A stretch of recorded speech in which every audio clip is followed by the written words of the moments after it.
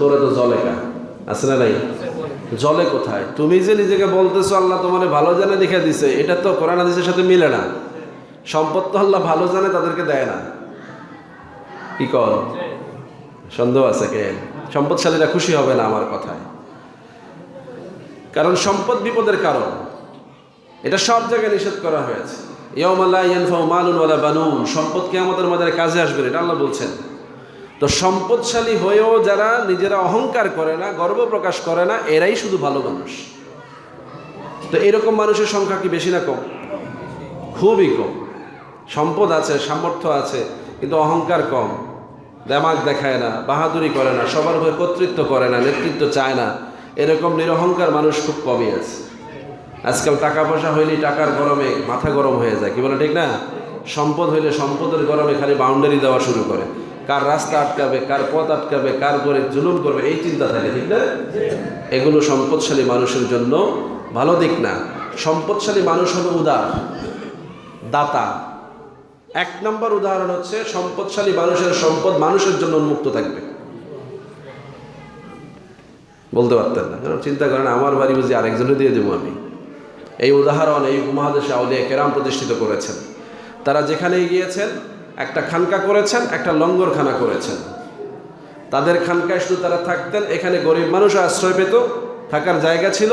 লঙ্গরখানা খুলেছেন, খাবার যা আসতো এখানে সবার খাওয়ার অধিকার ছিল। সুবহানাল্লাহ বলেন। এই উপমহাদেশে এই জন্য পীরওয়ালিরা এত জনপ্রিয় হয়েছেন, কারণ তাদের কাছে গেলে খাবারের নিশ্চয়তা আছে, বাসস্থানের নিশ্চয়তা আছে। বলি সুবহানাল্লাহ। আমাদের বাড়িঘরগুলোতে এরকম কোনো অপশনই নেই। আমাদের মা বোনরা সবসময় দরজা বন্ধ করে বসে থাকে। দরজায় যদি কেউ এসে কড়া নাড়ে, বিরক্ত হয়ে প্রকাশ করে, আরে এখন দেওয়া নেই, আজকে অনেকের দিয়ে ফেলছি, বলে বলল না, আছে না নাই? আগে আমাদের মায়েরা কি করতো, ঘরের মধ্যে মহিলারা মানুষকে এক মোট চাল দেওয়ার জন্য অপেক্ষায় থাকতো, দিনে কতজনকে দেয়া যায়, মোট চাল রেখে দিত। যেই দিন কেউ আসতো না ওই দিন এটা জমা রাখতো, যেটা পরের দিন আইলে আরেকজনের বাড়াই দিবে। আর এখন আমাদের মায়েরা দেখছি যে ঘরে আসলে ফকির মিসকিন, মেহমান আসলে এক কাপ চা দিতে কত কষ্ট তাদের, বিরক্ত হয়ে যায়। এখন কাজের সময়, এখন ভাত রান্না করতেছি, এখন পাকের ঘরে আছে, এই সময় মেহমান এলে হয়নি, আগে কইব না, আগে আইব না। হঠাৎ করে বন্ধু বান্ধব বাড়িতে নিয়ে দেখেন আপনাদের অবস্থা কি হয়। দুপুরে খাওয়ার সময় বাড়িতে যাইবেন, একজন লগে লইয়া যাইবেন, দেখেন কি কয়। আগে মেসেজ নাই, হঠাৎ করে নিয়ে গেছেন, রাস্তায় দেখা হয়েছে, বন্ধু বান্ধব আত্মীয় স্বজন, কি মেহমানদারি করা উচিত না? হ্যাঁ, ইনস্ট্যান্ট মেহমানদারি করতে ঘরে গেলে দেখবেন অনেকের বউরাই এরা সহ্য করে না। আলহামদুলিল্লাহ অনেক ভালো মহিলা আছে আমাদের সমাজ যারা খুশি হয়। বিশেষ করে আমি দেখেছি আমার মাকে, উনি 2 বেলার রান্না সকালবেলা করতেন। তো সকালবেলা কেন করতেন? ওনার অপশন ছিল যে দুপুরে যদি অতিরিক্ত মানুষ চলে আসে তাহলে রাতেরটা দিয়ে দিনে হয়ে যাবে, নতুন করে পাকাতে হবে না। আর যেদিন থেকে যাবে সেই দিন রাতের বেলা পাক করা লাগবে না, কারণ খাবার তো রয়েই গেছে। এই চিন্তা করে উনি সব দিনই সকালে 2 বেলা পাক করতেন। অথচ আমাদের দেশে এখন কিন্তু মহিলারা 1 বেলায় 2 বেলার পাক করে না।